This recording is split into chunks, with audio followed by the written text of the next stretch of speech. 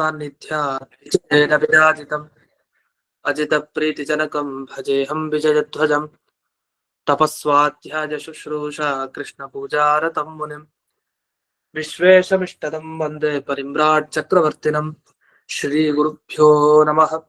हरिः ओम्। जन्माद्यस्य जतोऽन्वयादितरतश्चार्थेष्वभिघ्नस्वराट् तेने ब्रह्म हृदाय आदिकवये मुह्यन्ति जं सूरयः तेजो वारिमृदां यथा विनिमयो यत्र त्रिसर्गो मृषा धाम्ना स्वेन सदा निरस्तकुहकं सत्यं परं धीमहि। ओम स्वस्त्यस्तु सताम् अशेष सन्मङ्गलानि भवन्तु। सम्यक् श्लोकैक श्रवण पठन मात्रेण वक्तुश्च श्रोतॄणां निखिल कलिकृत कल्मष अपनोदन पडुतरे श्रीमद्भागवते महापुराणे तृतीय स्कंधे तृतीयाध्याये अद्य कथानुवादे सति किंचित् पूर्व कथानुवादः।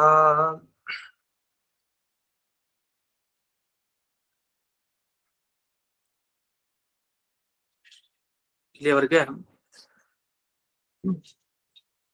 ಕೃಷ್ಣ ಪರಮಾತ್ಮ ತಾನು ಉದ್ಧವರಿಗೆ ಏನು ಉಪದೇಶವನ್ನ ಕೊಟ್ಟಾದ್ಮೇಲೆ ನೀನು ಹೋಗು ಬದ್ರಿಗೆ ಅಂತ ಉದ್ಧವರಿಗೆ ಪರಮಾತ್ಮ ಹೇಳಿದ.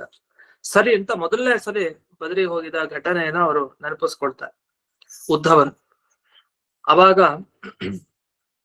ಅವ್ರು ಹೇಳೋದಿಷ್ಟೇ, ನನಗೆ ದೇವರ ಆಜ್ಞೆ ಮಾಡ್ದ ಎಲ್ಲಿಗೆ ಹೋಗ್ಲಿಕ್ಕೆ, ಬದರಿ ಕ್ಷೇತ್ರಕ್ಕೆ ಹೋಗ್ಲಿಕ್ಕೆ ಆಜ್ಞೆ ಮಾಡಿದ್ದು ಯಾಕೆ ಅಂದ್ರೆ ನನಗೆ ಕೃಷ್ಣ ಏನೇನು ಹೇಳ್ಕೊಟ್ನು ಅದೆಲ್ಲ ಎಲ್ಲಾ ಕಡೆ ಪ್ರಚಾರ ಮಾಡ್ಬೇಕು. ಹಾಗಾದ್ರೆ ಧರ್ಮ ಪ್ರಚಾರ ಮುಖ್ಯ. ನನಗೆ ಏನು ಭಗವಂತ ಸಾಕ್ಷಾತ್ ಉಪದೇಶ ನೀಡಿದ್ನೋ ಅದನ್ನ ಎಲ್ಲಾ ಕಡೆ ನಾನು ಉಪದೇಶ ಕೊಡ್ತಾ ಬಂದೆ ಹಾಗೆ ಅಂತ ಅವರು ವಿವರಣೆ ಮಾಡ್ತಾ ಹೋದ್ರು. ಸರಿ, ಮುಂದಕ್ಕೆ ಏನಾಯ್ತು ಅನ್ನೋದನ್ನ ಈಗ 5ನೇ ಶ್ಲೋಕದಲ್ಲಿ ವಿವರಿಸ್ತಾರೆ. ಅಥಾಪಿ ತದಭಿಪ್ರೇತಂ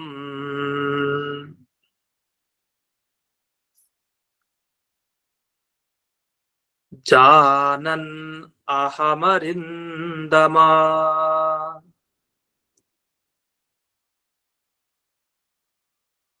ಪೃಷ್ಠತೋನ್ವಗಮಂ ಭರ್ತುಃ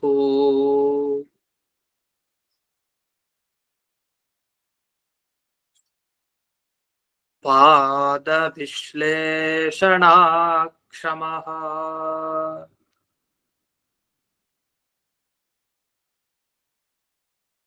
ಅರಿಂದಮ ಅಂತ ವಿದುರರಿಗೆ ಉದ್ಧವರು ಕರೀತಾರೆ.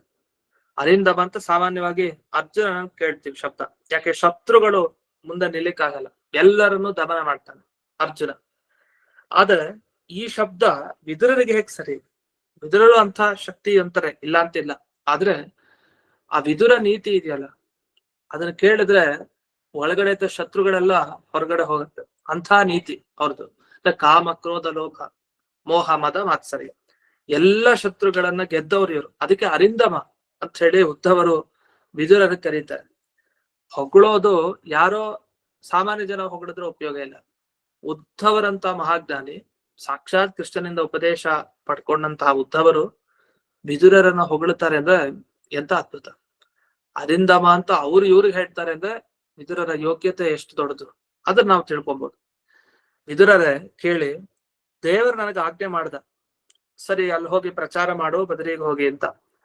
ನನ್ಗೆ ಅವನ ಆಜ್ಞೆ ಮಾಡಿದ್ದನ್ನು ಪಾಲಿಸ್ಬೇಕು, ಅದು ನನ್ನ ಕೆಲಸ ನಿಜ. ಆದ್ರೆ ಈಗ ದೇವ್ರನ್ನ ಬಿಟ್ಟು ಹೋಗೋದು ಹೇಗೆ ಅಂತ ನನ್ನ ಸಮಸ್ಯೆ. ಈಗ ಬದರಿಗೆ ಹೋಗೋದು ಜ್ಞಾನ ಪ್ರಚಾರ ಮಾಡ್ಲಿಕ್ಕೆ. ಅದು ಕೃಷ್ಣ ಇಲ್ಲಿ ಮುಂದೆ ನಿಂತಿದ್ದಾನಲ್ಲ ದೇವ್ರು. ದೇವ್ರ ಕಾಲನ್ ಬಿಟ್ಟು ನಾನು ಎಲ್ಲಿ ಹೋಗ್ಬೇಕು? ದೇವರ ಪಾದ ಭಜನೆಗೆ ಅಂತ ನಾ ಬಂದವನು. ಅದರಿಂದ ಈ ಪಾದ ಸೇವೆಯನ್ನ ಮಾಡ್ಕೊಂಡು ಕಳಿಯೋದನ್ ಬಿಟ್ಟು ಎಲ್ಲೋ ಬದರಿಗೆ ಹೋಗಿ ಅಲ್ಲಿ ತತ್ವಜ್ಞಾನ ಪ್ರಚಾರ ಮಾಡ್ತಾ ಕೂಡ್ಲ, ಎಂಥ ಅನರ್ಥ. ಅದ್ ಬೇಡ ನನಗೆ. ಇಲ್ಲಿ ಹತ್ರದಲ್ಲಿದ್ದ ಆ ದೇವರ ಪಾದನೆ ಸಾಕು. ಈ ಪಾದ ಬಿಟ್ಟು ಹೋಗ್ಲಿಕ್ಕೆ ಆಗತ್ತ? ದೇವ್ರ ಕಣ್ಮುಂದೆ ಬಂದ್ ನಿಂತ್ರೆ ಇಲ್ಲ, ಸ್ವಲ್ಪ ಅಲ್ಲಿ ಹೋಗ್ಬಾ ಅಂದ್ರೆ ಯಾರು ಹೋಗ್ತಾರ? ಯಾರು ಮಾಮೂಲಿ ಜನ ಆಗಿದ್ರೆ ಹೋಗ್ಬಿಟ್ಟಿರೋರು. ದೇವ್ರ ಮುಂದೆ ನಿಂತಾಗ ದೇವ್ರನ್ನ ಯಾಕೆ ಬಿಟ್ಟು ಹೋಗ್ಬೇಕು?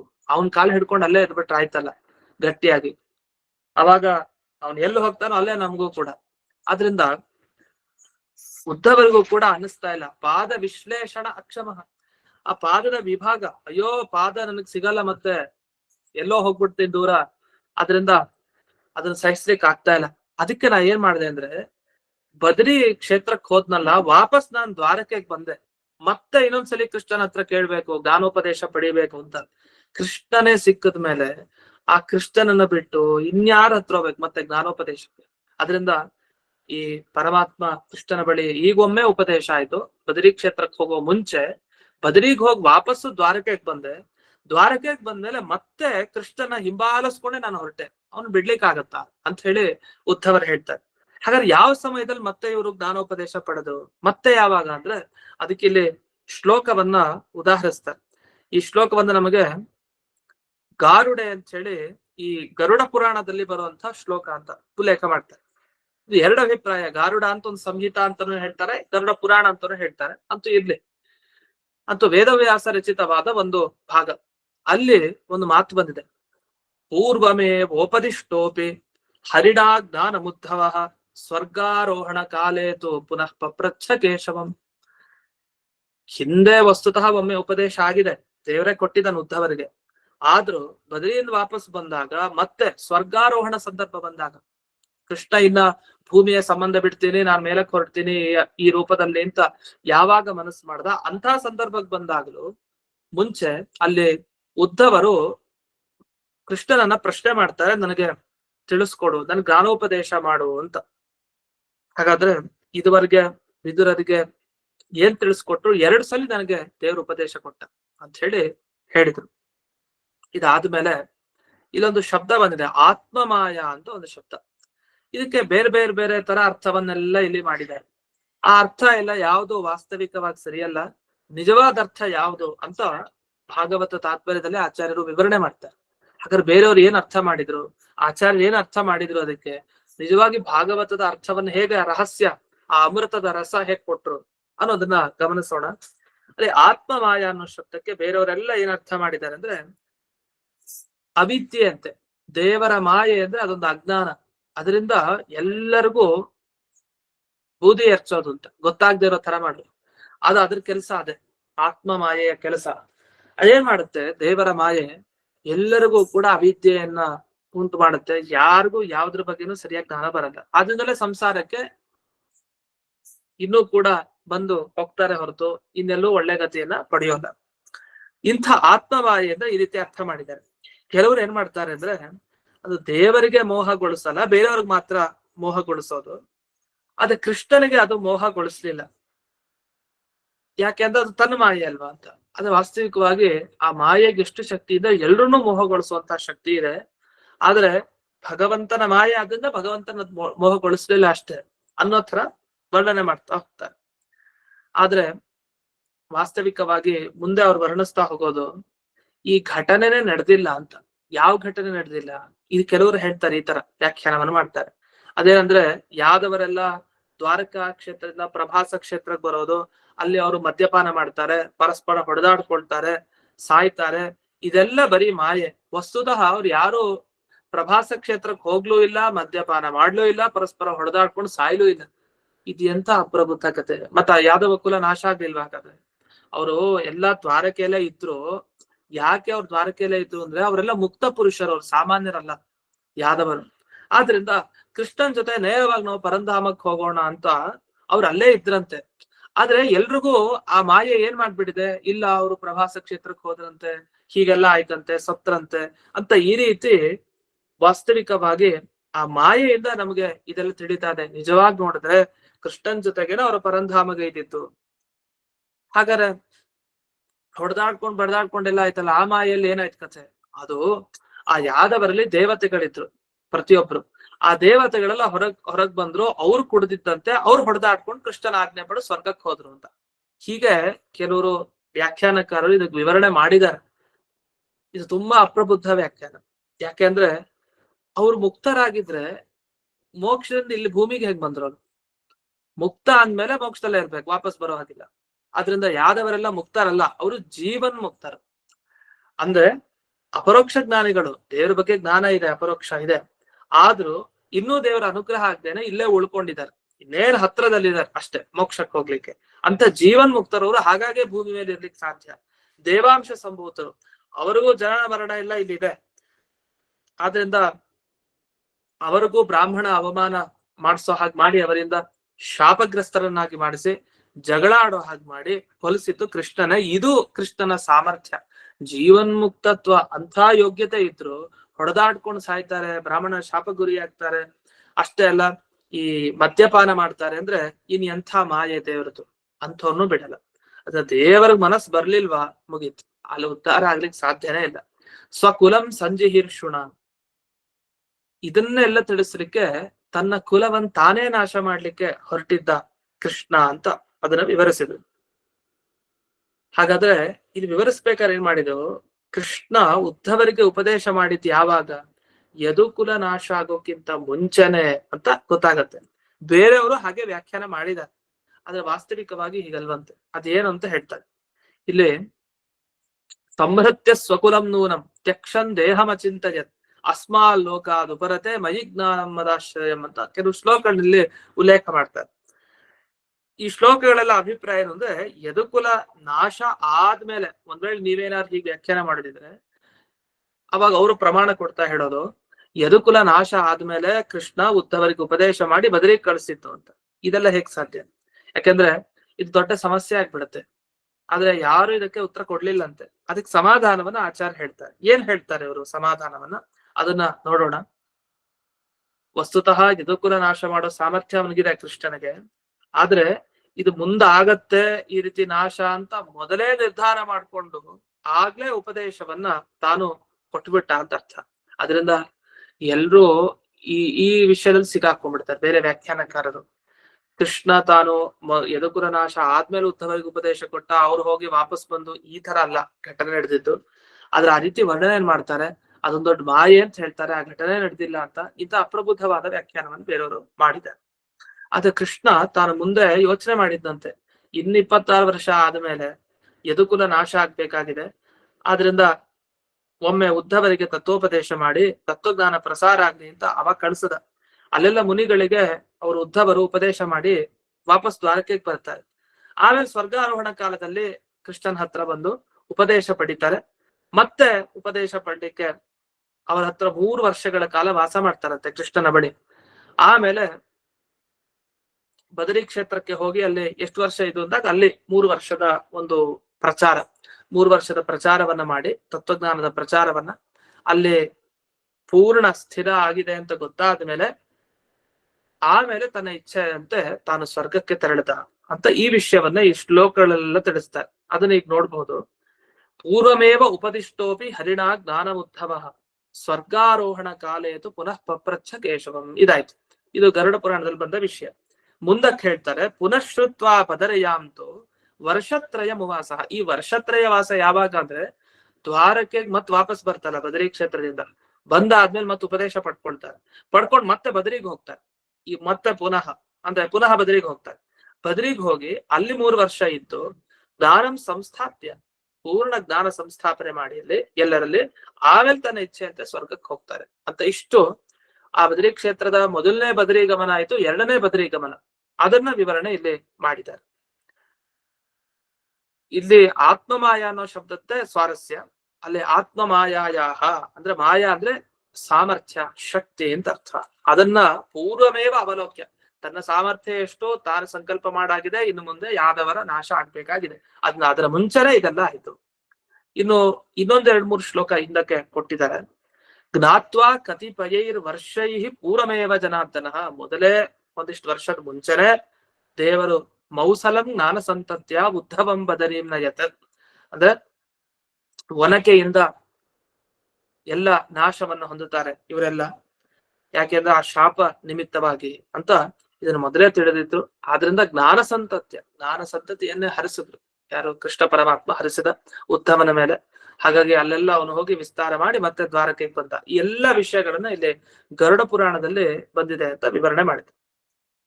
ಇಷ್ಟಾಗಿ ವ್ಯಾಖ್ಯಾನದ ವಿಚಾರಗಳನ್ನೆಲ್ಲ ನಾವು ನೋಡಾಯ್ತು. ಇನ್ನು ಮುಂದೆ ಏನ್ ಹೇಳ್ತಾರೆ ಅಂತ ನೋಡೋಣ. ಮುಂದೆ 6ನೆಯ ಶ್ಲೋಕ.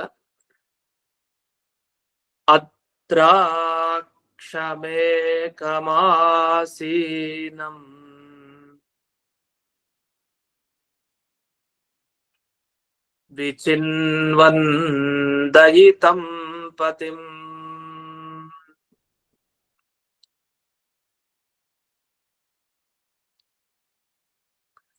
ಶ್ರೀನಿಕೇತಂ ಸರಸ್ವತ್ಯಾಂ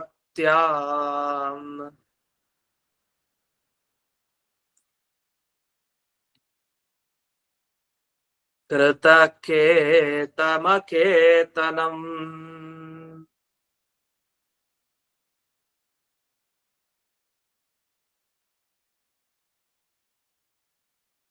ಈ ಶ್ಲೋಕದ ಅಭಿಪ್ರಾಯ, ಉದ್ಧವರು ಹೇಳ್ತಾರೆ, ನಾನು ನೋಡಿದ್ದೆ ಕೃಷ್ಣನನ್ನ, ನನಗೆ ಆತ್ಮಜ್ಞಾನ ಬೇಕು, ತತ್ವಜ್ಞಾನ ಬೇಕು ಅಂತ ಆ ಕೃಷ್ಣನ ನೋಡ್ದೆ.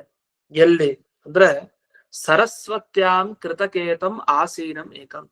ಆ ಸರಸ್ವತಿ ನದಿ ಹತ್ರ ಮನೆ ಮಾಡ್ಕೊಂಡಿದ್ದಂತೆ, ಅಂದ್ರೆ ಅಲ್ಲೇ ವಾಸ ಮಾಡ್ಕೊಂಡಿದ್ದ ಕೃಷ್ಣ.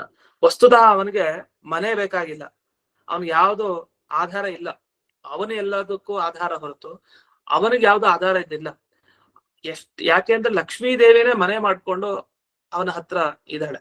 ಅಂತ ಲಕ್ಷ್ಮೀ ನಿವಾಸ ಪರಮಾತ್ಮ, ಅವನಿಗೆ ಇನ್ಯಾವ ಆಧಾರ? ಆದ್ರಿಂದ ಅವನೇ ಎಲ್ಲರಿಗೂ ಆಧಾರ. ಅವನು ಅಕೇತನ ಶ್ರೀನಿಕೇತ, ಅಕೇತನ ಶ್ರೀನಿಕೇತ, ಆದ್ರೆ ಕೃತ ಕೇತ, 3 ಸಲ ಈ ತರ ಶಬ್ದ ಬರುತ್ತೆ. ಅವನಿಗೆ ಆಧಾರ ಇಲ್ಲ, ಅವನ್ ಲಕ್ಷ್ಮೀ ದೇವಿಗೆ ಆಧಾರ. ಅಂತ ಇವನು ಆ ನದಿ ಹತ್ರ ಬಿಡಾರ ಮಾಡ್ಕೊಂಡಿದ್ದ, ಒಬ್ಬನೇ ಕೃಷ್ಣ ಅಲ್ಲಿ ಕೂತಿದ್ದ, ನಾನ್ ನೋಡ್ದೆ ಅಂತ ಹೇಳ್ತಾರೆ. ಆ ಕೃಷ್ಣ ಎಂಥವನು? ದಯಿತಂ ಪತಿಂ ಅಂತ ಹೇಳ್ತಾರೆ. ಎಲ್ಲ ವಸ್ತುಗಳಿಗಿಂತ ಅತ್ಯಂತ ಪ್ರೀತಿ ಪಾತ್ರನಾದವನು. ಹಾಗೆ ನನಗೆ ಸ್ವಾಮಿ ಅವನು. ಯಾಕೆ? ನನಗೆ ಆತ್ಮಜ್ಞಾನ ಕೊಟ್ಟು ಕಾಪಾಡ್ದ ನನ್ನನ್ನ ಅಂತ ಹೇಳಿ ಆ ಆತ್ಮಜ್ಞಾನವನ್ನ ಕೊಟ್ಟಿದ್ದನ್ನ ನೆನಪಿಸ್ಕೊಡ್ತಾರೆ. ಇದೆಲ್ಲ ಯಾಕೆ ಹೇಳ್ತಾ ಇದ್ದಾರೆ ಅಂದ್ರೆ, ಇಲ್ಲಿ ಕೆಲವು ಈ ಯಾದವರ ಜಗಳ ಆಗುವಂತಹ ಕಾಲದಲ್ಲಿ ದೇವ್ರು ಇರ್ಲಿಲ್ಲ ಅಂತ ಒಂದು ಮಾತಿದೆ. ಅದ್ರ ವಸ್ತು ಅಂದ್ರೆ ಅವ್ನು ಕಾಣಿಸ್ತಿಲ್ಲ, ಅವನು ಹೊರಟ್ಬಿಟ್ಟಿದ್ದ ಅಂತ. ಆದ್ರೆ ಹಾಗಲ್ಲ. ಯಾಕೆಂದ್ರೆ ಒಂದ್ ವೇಳೆ ಅವರ ಹೊಡೆದಾಟ ಆಗುವಂತಹ ಸಮಯದಲ್ಲಿ ಅವ್ನು ಇಲ್ದೇ ಇದ್ರೆ ಅವ್ನ ದರ್ಶನ ಹೇಗಾಗ್ಲಿಕ್ಕೆ ಸಾಧ್ಯ? ಯಾಕೆಂದ್ರೆ ಇವ್ರು ನೋಡಿದಾರೆ, ಅದರಿಂದ ಜ್ಞಾನೋಪದೇಶನೂ ಪಡ್ಕೊಂಡಿದ್ದಾರೆ. ಹಾಗಾದ್ರೆ ಏನಾಯ್ತು? ಇಷ್ಟೆಲ್ಲ ಪಡ್ಕೊಂಡಿದ್ದ ಮೇಲೆ ಯಾದವರ ಕುಲನಾಶದಲ್ಲಿ ಆ ಭಗವಂತ ಇರ್ಲಿಲ್ಲ ಅಂತ ಹೇಗೆ ಹೇಳೋದು ಅಂತ ಒಂದು ಮಾತು ಬರುತ್ತೆ. ಅದಕ್ಕೋಸ್ಕರ ಇಲ್ಲಿ ಉದ್ಧವರನ್ನ ಪ್ರಮಾಣವನ್ನಾಗಿ ಕೊಟ್ಟಿದ್ದಾರೆ, ನಾನು ನೋಡಿದ್ದೀನಿ ಅಂತ ಅವ್ರು ಹೇಳ್ತಾರೆ. ಇಷ್ಟಾದ್ಮೇಲೆ ಆ ಭಗವಂತನೇ ನೋಡಿದ್ದಾರೆ. ಆ ಭಗವಂತನ ದರ್ಶನ ಹೇಗಾಯ್ತು? ಉದ್ಧವರಿಗೆ ಕೃಷ್ಣನ ದರ್ಶನ ಹೇಗಾಯ್ತು, ಕೃಷ್ಣ ಹೇಗ್ ಕಂಡ ಅನ್ನೋದರ ವರ್ಣನೆಯನ್ನು ಮುಂದೆ ಮಾಡ್ತಾರೆ. 7ನೆಯ ಶ್ಲೋಕ. ಶ್ಯಾಮಾಬದಾತಂ ವಿರಜಂ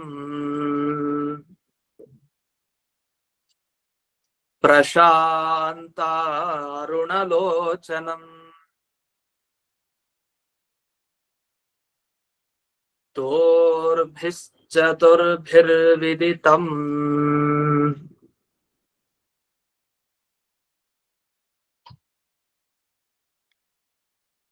ಪೀತಕೌಶಾಂಬರೇಣ ಚ.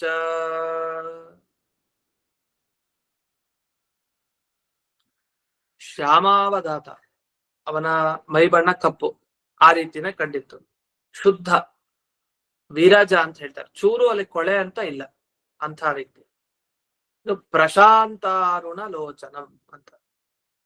ಇನ್ನು ಅವನ ದೇಹ ಸ್ಥಿತಿ ಹೇಗಿತ್ತು ಅಂದ್ರೆ ಆರಾಮಾಗಿದ್ದ. ಅವನ ಕಣ್ಣು ನೋಡಿದ್ರೆ ಗೊತ್ತಾಗುತ್ತೆ, ಪ್ರಶಾಂತ ಅರುಣ ಲೋಚನಂ, ಶಾಂತವಾಗಿತ್ತು. ಮತ್ತೆ ಅದು ನಸು ಕೆಂಪು, ತುಂಬಾ ಕೆಂಪಲ್ಲ, ಆ ತರದ ಕೆಂಪು ಬಣ್ಣದ ಕಣ್ಣು. ಇನ್ನು 4 ತೋಳುಗಳು ಅವನಲ್ಲಿದೆ. ಪೀತ ಕೌಶಾಂಬರೇಣಚ, ಹಾಗೆ ಪೀತ ಕೌಶಾಂಬರ ಅಂದ್ರೆ ಹಳದಿ ಬಣ್ಣದ ಒಂದು ರೇಷ್ಮೆ ವಸ್ತ್ರವನ್ನು ತಾನು ಧರಿಸಿದ್ದಾನೆ. ಈ ರೀತಿ ವಿಶಿಷ್ಟನಾದ, ಹಾಗೆ ಅಕೃಶ, ಅವನು ಪೂರ್ಣನಾಗಿದೆ ನೋಡ್ಲಿಕ್ಕೆ. ಇಂಥ ಭಗವಂತನ ನೋಡಿದ. ಇಲ್ಲಿ ವಿಜಯಧ್ವಜ ತೀರ್ಥರು ವ್ಯಾಖ್ಯಾನ ಮಾಡ್ತಾ ಹೋಗ್ತಾರೆ ಒಂದೊಂದು ಶಬ್ದಗಳಿವು. ಅಲ್ಲಿ ಶ್ಯಾಮಾವದಾತ ಅಂದ್ರೆ ಏನು? ಅವನು ಕಪ್ಪು ನಿಜ, ಹಾಗಂತ ಕೊಳೆ ಇರ್ಲಿಲ್ಲ, ಬಹಳ ಶುದ್ಧ. ಅಂದ್ರೆ ಇದೊಂದು ವರ್ಣನೆ ಮಾಡೋದಿಲ್ಲಿ,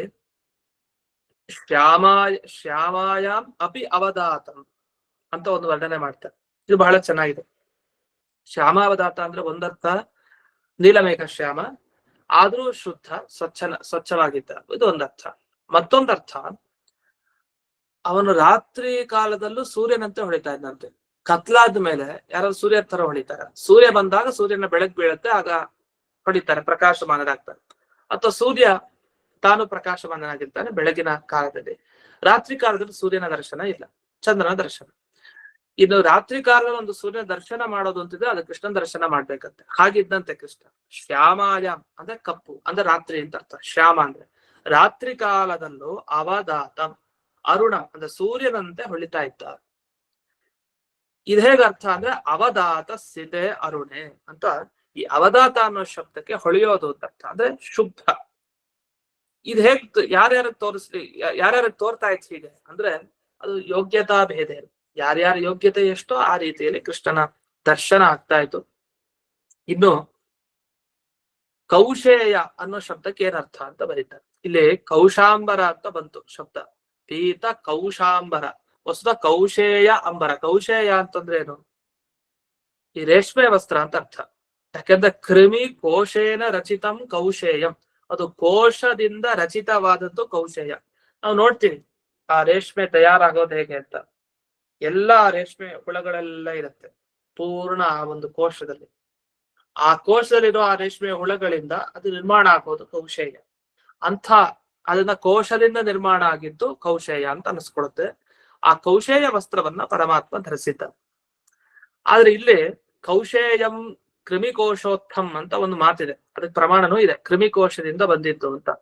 ಆದ್ರೆ ಇಲ್ಲೇನ್ ಮಾಡಿದ್ರು, ಕೌಶೇಯ ಅನ್ನೋ ಶಬ್ದ ಹೇಳಿಲ್ಲ, ಕೌಶಾಂಬರ ಅನ್ಬಿಟ್ರು. ಕೌಶೇಯಾಂಬರ ಅಂತ ಹೇಳ್ಬೇಕಾಗಿತ್ತು ಭಾಗವತಲ್ಲಿ.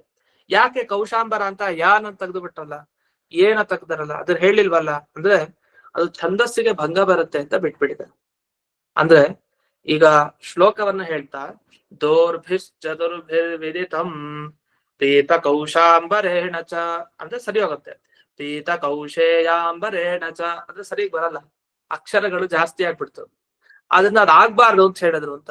ವಾಸ್ತವಿಕವಾಗಿ ಹಾಗಾಗ್ಬಾರ್ದು ಅಂತ ಬರೆಯೋದಿದ್ರೆ ಹಾಗಾದ್ರೆ ಎಲ್ಲಾ ಕಡೆ ಹೀಗೆ ಶಬ್ದ ಬದಲಾಯಿಸ್ಬಿಡ್ಬೋದಾ ಅಂದ್ರೆ ಹಾಗಲ್ಲ. ಭಾಗವತ ಮತ್ತೆ ಮತ್ತೆ ವೇದಕ್ ಸಮಾನ ಅಂತ ತಿಳಿಸ್ಬೇಕಾಗಿದೆ. ಏನೇ ಛಂದಸ್ಸು ಭಂಗ ಆಗ್ಲಿ ಆ ದೋಷ ಅಲ್ಲ ಭಾಗವತಲ್ಲಿ. ಯಾಕೆಂದ್ರೆ ಬರೆದವರು ಸಾಕ್ಷಾತ್ ವೇದವ್ಯಾಸರು, ಭಗವಂತ. ಅವನು ಏನ್ ಬರಿತಾನೋ ಅದೇ ವ್ಯಾಕರಣ. ಅವನು ಇನ್ನೊಂದು ವ್ಯಾಕರಣ ನೋಡ್ಕೊಂಡು ಬರೆಯುವಂತ ಅವಶ್ಯಕತೆ ಇಲ್ಲ. ಛಂದೋ ಭಂಗ ಭಯಾತ್ ಭ್ರಂಶಿತಂ ಅಂತ ಇಲ್ಲಿ ವ್ಯಾಖ್ಯಾನ ಮಾಡ್ತಾರೆ. ಅದು ಛಂದಸ್ಸಿಗೆ ಭಂಗ ಬರುತ್ತೆ ಬೇಡ ಅಂತ ಹೇಳಿ ಕೌಶಾಂಬರ ಅಂತ ಇಲ್ಲಿ ಶಬ್ದವನ್ನ ಹಾಕಿದ್ರೆ, ವಸ್ತುತಃ ಕೌಶ ಅನ್ನೋದು ಕೌಶೇಯ ಅಂತ ತಗೊಳ್ಬೇಕು.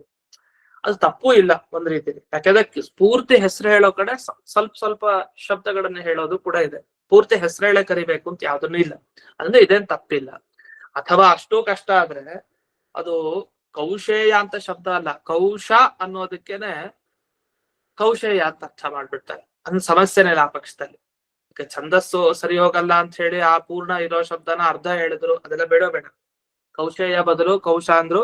ಆ ಕೌಶ ಅನ್ನೋದೇ ಕ್ರಿಮಿಕೋಶದಿಂದ ಮಾಡಿದ ವಸ್ತ್ರ ಅನ್ನೋ ಅರ್ಥ ಕೊಟ್ಬಿಡುತ್ತೆ. ಅಂದ್ರೆ ರೇಷ್ಮೆ ಅನ್ನೋ ಅರ್ಥ ಸಿಕ್ಬಿಡುತ್ತೆ. ಅದು ಕೋಶದಿಂದ ಬಂದಿದ್ದು ಕೌಶ ಅಂತ ಈ ರೀತಿ ವ್ಯಾಖ್ಯಾನ ಮಾಡ್ತಾರೆ. ಅದನ್ನ ಕೋಶದಿಂದ ಬಂದಿದ್ದು ಕೌಶ ಅಂದಾಗ ಯಾವುದೇ ತಪ್ಪು ಇಲ್ಲಿಲ್ಲ. ಇದಾಗಿ ಮುಂದೆ 8ನೇ ಶ್ಲೋಕದಲ್ಲಿ ಅವನ ವರ್ಣನೆ ಮಾಡ್ತಾ ಹೋಗ್ತಾರೆ. ಅವನು ಹೇಗಲ್ಲಿ ಕೂತಿದ್ದ ಭಗವಂತ, ಇವರು ಉದ್ಧವರು ನೋಡಿದಾಗ ನದಿ ತೀರದಲ್ಲಿ ಅನ್ನೋದ್ರ ವರ್ಣನೆ ಇದೆ. ಅದನ್ನ ನಾಳೆ ದಿವಸ ನೋಡೋಣ ಅಂತ ಹೇಳ್ತಾ ಇಂದಿನ ಪಾಠವನ್ನ ಸ್ಮತ್ ಗುರುವಂತರ್ಗತ ವ್ಯಾಸತೀರ್ಥ ಗುರುವಂತರ್ಗತ ಭಾರತೀಯ ರಮಣ ಮುಖ್ಯ ಪ್ರಾಣಾಂತರ್ಗತ ಶ್ರೀಮನ್ ಮೂಲ ಗೋಪಾಲಕೃಷ್ಣನಿಗೆ ಪಣೆಯನ್ನು ಮಾಡ್ತೇನೆ. ಶ್ರೀಕೃಷ್ಣಾರ್ಪಣ. ನಮಸ್ಕಾರ ಗುರುಗಳಿಗೆ ಧನ್ಯವಾದಗಳು. ನಮಸ್ಕಾರ ಗುರುಗಳೇ, ಧನ್ಯವಾದಗಳು. ನಮಸ್ಕಾರ ಆಚಾರ್ಯ.